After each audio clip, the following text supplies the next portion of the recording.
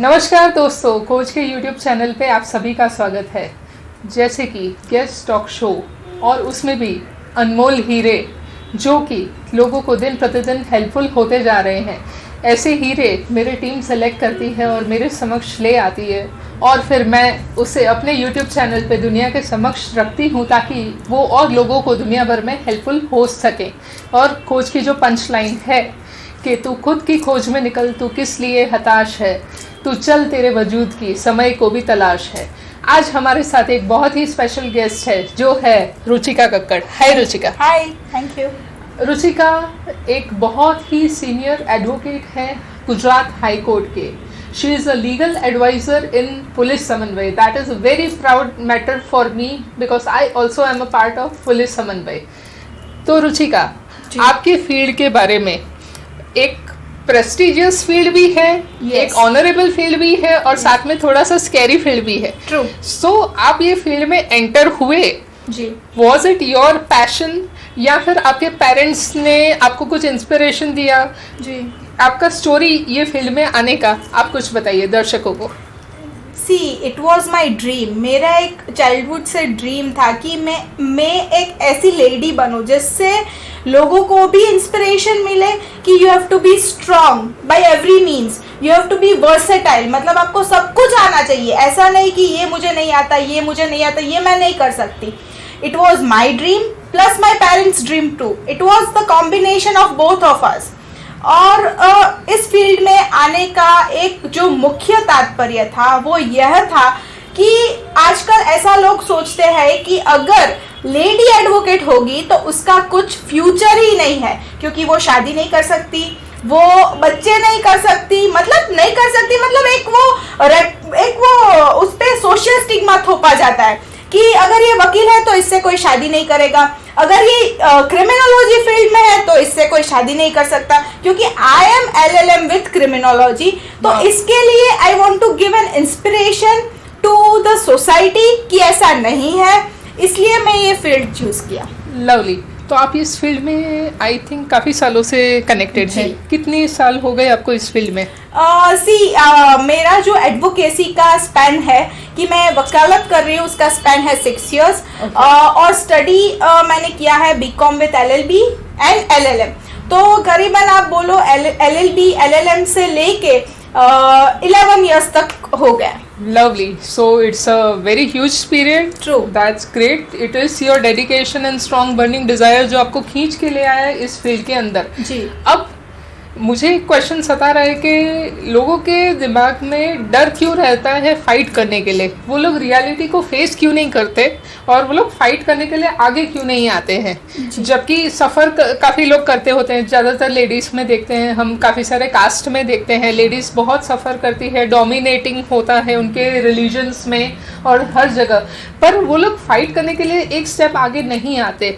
What is the basic reason और उनको क्या करना चाहिए? जी, फाइट करने के लिए जो लेडीज आगे नहीं आते उसका जो मेन रीज़न है वो है सोशल स्टिग्मा। वाई? सामाजिक कलंक। आज कोई लेडी को अगर पीड़ा हो रही है डोमेस्टिक वायलेंस, घरेलू हिंसा की, तो वो ऐसा सोचती है कि अगर मैं इसकी कंप्लेन करूंगी तो मेरे छोटे भाई छोटे बहन, अगर अच्छा छोटे भाई छोटे बहन का कुछ नहीं तो माँ बाप के ऊपर क्या असर होगा? तो इसके लिए वो फॉरवर्ड नहीं आती।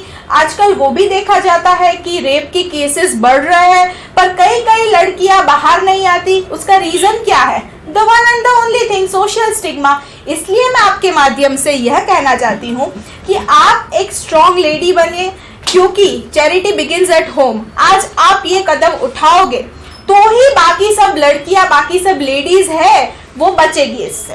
तो इसलिए आपके माध्यम से मैं यह कहना चाहती हूँ कि आप प्लीज कैसे भी करके डरिए नहीं, क्योंकि आजकल जो एक स्ट्रॉन्ग जो कानून है वो भी इतने स्ट्रॉन्ग हो गए हैं। और खास महिलाओं के लिए हेल्पलाइन नंबर है 181। तब मैंने खुद एक्सपीरियंस किया है अपने लिए, मैंने 181 को कॉल किया। इट वॉज माई जस्ट एक एक्सपेरिमेंट था कि वो कितना वर्किंग है।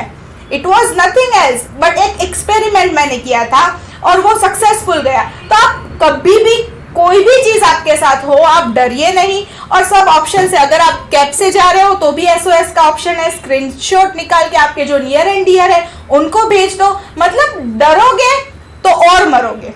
तो यही मैं आपको आपके माध्यम से कहना चाहती हूँ। ओके, अब बीइंग अ लेडी आपने काफी सारे केसेस भी फाइट किए होंगे, काफी सारे लोगों का सामना भी किया होगा, कभी आपको अंदर में इमोशनल फीलिंग्स या अप डाउन्स, मूड स्विंग्स आते होंगे। You are also a human being, so you are studying human psychology in all the cases. जी हाँ, बट कभी ऐसा हुआ है कि कोई केसेस लड़ते लड़ते या कुछ फाइट करते करते कहीं आपको खुद को नर्वस फील हुआ, या now you are about crossing the sky limits? Yes, आपकी बात बहुत सही है। कभी कभी ऐसा होता है, देखो मैं एथिक्स के अगेंस्ट में कोई केसेस ही नहीं लेती, जैसे रेप है तो I am an independent lawyer, ठीक है, तो मैं आरोपी को छुड़वाने के कोई केसेस नहीं लेती। फरियादी इज विक्टिम, लड़कियां होती है तो वही लेती हूँ, तो it is my ethics, it is my principal.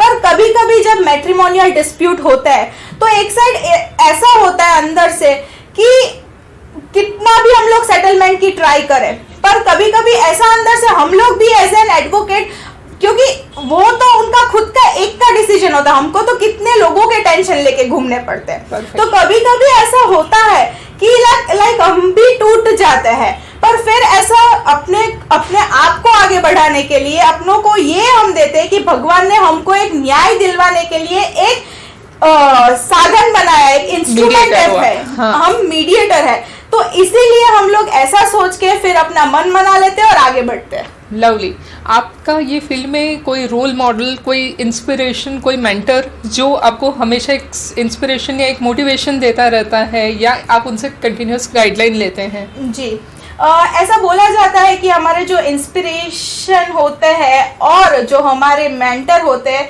मेरे लिए तो मेरे माँ बाप है, क्योंकि मेरी माँ से मैंने अपने संस्कार देखा है, संस्कार के साथ साथ हम कैसे लोगों को जोड़े रखे, साथ में जो मैंने स्ट्रगल देखी है, मेरे मेंटर या सब कुछ, क्योंकि मेरे पापा मम्मी दोनों सोशल सर्विस में एक्टिव है, even they are professional too, और वो सभी तरह से उनके एथिक्स प्रिंसिपल्स को इतना निभाते हैं कि वही मेरे लिए मेंटर है। That's great, that's great. और माँ बाप ही भगवान के और का रास्ता बताते हैं। So that was a very lovely message. सभी को ये बात ध्यान रखनी चाहिए कि आपके लाइफ के इंस्पिरेशन सबसे पहले आपके माँ बाप होते हैं।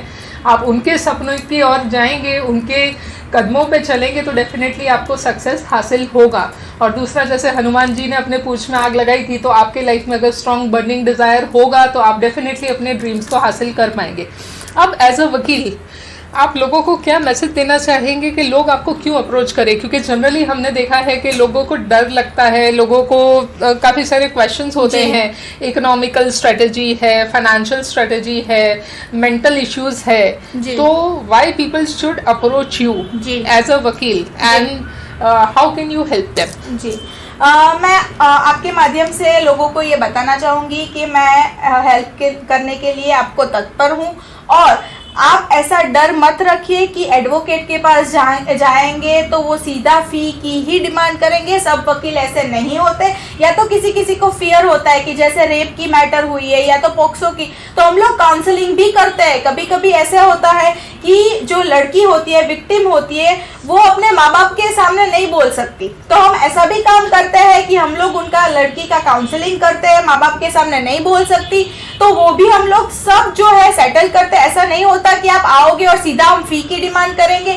सब ऐसे नहीं होता है वकील, because I am third generation lawyer, so सब मॉनेटरी वैल्यू में नहीं होता है। कई लोग जो है हेल्पफुल नेचर के भी होते हैं, तो मैं I am ready to help.